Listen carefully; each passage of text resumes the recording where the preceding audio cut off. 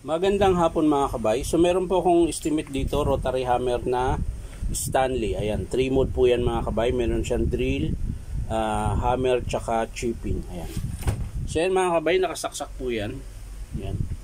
So papanda rin natin. Mga kabay, umuugong lang siya. Reverse forward niya, umuugong lang para siyang nag-stack up.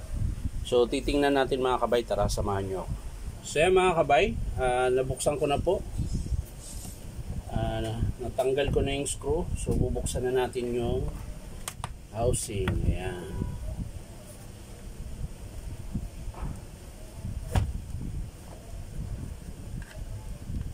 Check natin carbon. Yun, mahaba pa carbon na kabay.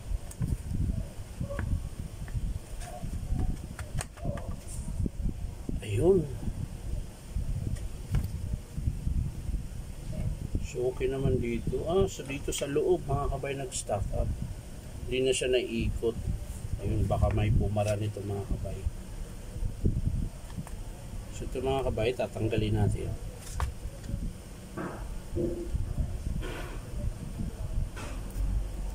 Ayan.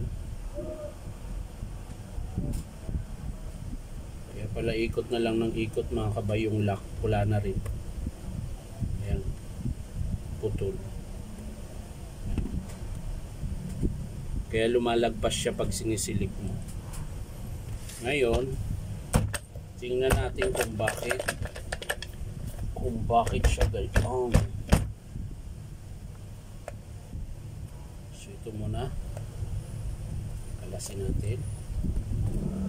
Ayan. Tapos yung circlip mga kabay. Kailangan matanggal. Ayan. Kunting tiyaga lang. Ayan. Ayan, tanggal na.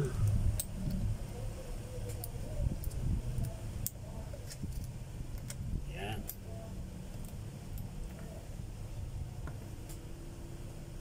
Siyempre yung bulitas mga kabay kailangan makalas din. Bago natin ikutin yan para pantay. So ito na yun mga kabay, bakit ayaw niyang umikot? Anong problema? So okay naman.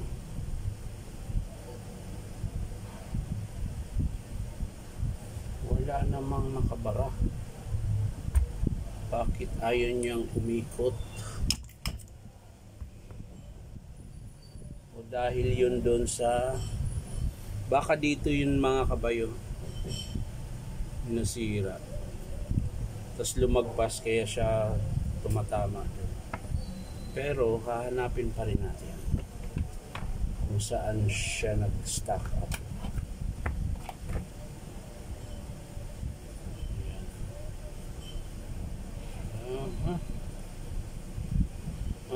Sunog siya mga kabay. Ayan po, nagbago yung kulay. Nagbago ang kulay mga kabay. Ayan, yung kalahati. Kaya umuugong na lang siya. Tsaka may tama din, no? Yung gumiti ito. So hindi siya nag-stack up, kundi umuugong na lang siya. Ayan. Kasi dito sa mechanical niya mga kabay, ayan, wala naman pong nabali or bumara. Tsaka malambot naman yung ikot. So ayan, okay naman siya. Dito, ayan, okay din naman. So doon lang po talaga yun mga kabay. Doon po sa armature.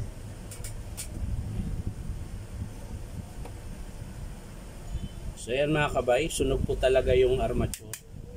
Kasi pag iikot, ayan, umuugong siya mga kabay. Pero pag iikot ko yung pan, ayan, lalakas siya konti. Pag tumapat siya sa buo na winding, gumagana siya, umiikot. Pero mabagal. Ayan. So wala po siya, hindi po siya nag-stack up mga kabay. Umuugong lang po talaga siya.